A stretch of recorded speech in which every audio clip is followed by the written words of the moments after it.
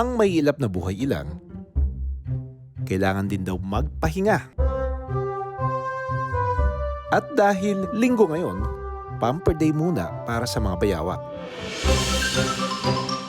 Sa dinami-daming bayawak na nirescue namin, nahuli, first time ko ito nakipagyapusan sa ganito. Yung dumidig.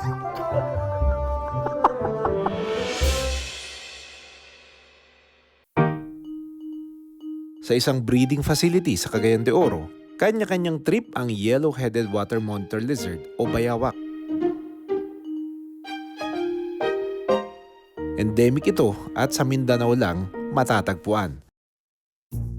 Pwedeng maglambitin, food trip, at magpahinga ng mag-isa. Ang bayawak na si Jenny, mahilig mamasyal sa pasilidad. At may pagkamausisa. Ang breeder na si Rexel Kagampang, nahilig sa mga bayawak taong 2019. Ang kanyang paborito, ang matingkad na kulay ng yellow-headed water monitor lizard o bayawak. Mayroon siyang 4 na lalaki at 3 babae na pinagpapares sa kanyang pasilidad. Gusto ko makilala yung mga bayawak mo eh. Si Jenny yan. Jenny! Oh, Gen 1. Jenny from the First block. generation. Gen 1 kaya Jenny. Oh, That's nice. first gen. Ay, Ito galing, yung ah. first progeny ko talaga. Okay. First progeny from, sinong parents niya? Yung original stock ko. 2. Okay. Tapos, na-breed ko. Isa siya yung sa mga progeny. Oh, Sa 7 bayawak, si Jenny raw ang pinaka-maamo. Hey Jenny, parang itsura niya, yung itsura ng mga nasa wild. Yung mga wild talaga, hindi yung wild na pinapakain. Hey Jen, hindi siya mapiglas eh. Kasi otherwise, sugot-sugot na ako nito. Ito yung hinahanap na kulay ng mga enthusiast mo, yung mga stripes na kagaya na to. may high yellow pa yan. Ito yung nasa likod niya. Ilang taon na? 5 years yung ngayong Feb. Oo, 5 years old pa lang. So, madaki pa ilalaki nito. At ibibigat kung i-maintain nila. Ipinakilala ni Rexel sina Rex, Wilma, Raccoon, Julia, Scar.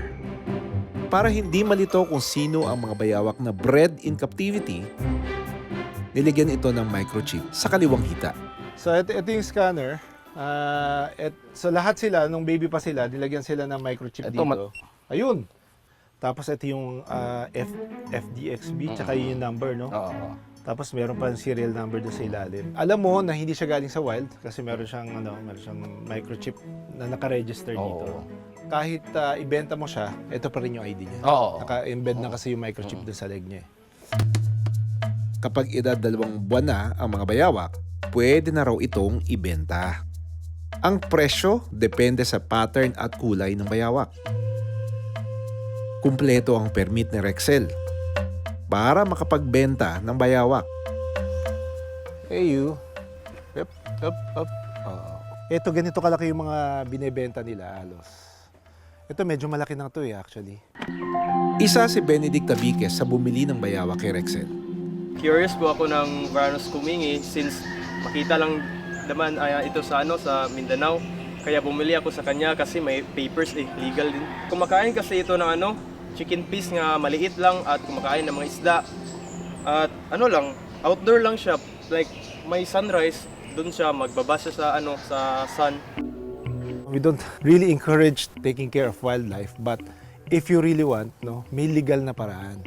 So, ibig sabihin, hindi tayo bibili basta sa tabindaan. You have a space, you have also the time, kasi hindi biro kailangan papakainin mo sila regularly. Make sure that they are getting enough sunlight, food, water, malinis yung lugar. Because you want them to become pets. You want them to live at least na malapit dun sa nila, sa buhay nila sa wild. Ang bayawak na si Jenny, dahan-dahang naglalakad na para bang may hinahanap. Gutom na pala. Ang kanyang sinundan na amoy, ang inihandang manok.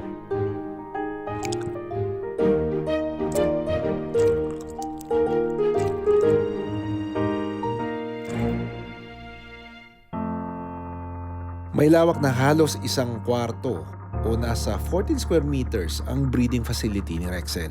Sa ngayon, ikaw pa lang ang nag-aalaga sa kanilang lahat. Oo. Wala ka pang tao na Wala. Kumbaga hindi mo naman siya large scale na ano eh. Ay, small scale lang. Dok. Hindi kayong large scale. Mm. Para tuloy-tuloy yung hobby, so kailangan mag-breed ka talaga. Posibleng maging kasing haba ng tao o 5 talampakan ang yellow monitor lizard. Ang pinakamalaking alaga ni Rexel na si Rex, aabot daw ng mahigit 10 kilo ang bigat. Rex, ito yung Grabe ang bigat. Sa dinami-daming bayawak na nirescue namin, nahuli, first time ko ito nakipagyapusan sa ganito. Ayun nga lang, okay lang magyapos, wala nang dilaan. Yung dilaan kasi, dumidikit sa ano ko sa ulo. Medyo nakakagulat. Pero, it takes some getting, it grows on you. Tingnan mo yung haba niya. Tingnan mo yung buntot niya. Halos, nandun na sa dulo ng pako. Tapos nakaangat pa yung ulo niya. Iniiwas ko lang yung ulo kasi baka bigla niya, wala, I'm sure hindi naman to, it's not gonna harm me. It's just, yung dumidig. Nararamdaman ko eh. Maaring mangitlog ang bayawak ng 5 hanggang 10 piraso. Sa pasilidad ni Rexel, umabot na raw ng halos 60 bayawak ang nabuhay nito mula 2019. Ito po yung DIY ko na incubator. Styro box lang siya. Tsaka may tubig sa loob pa for moisture.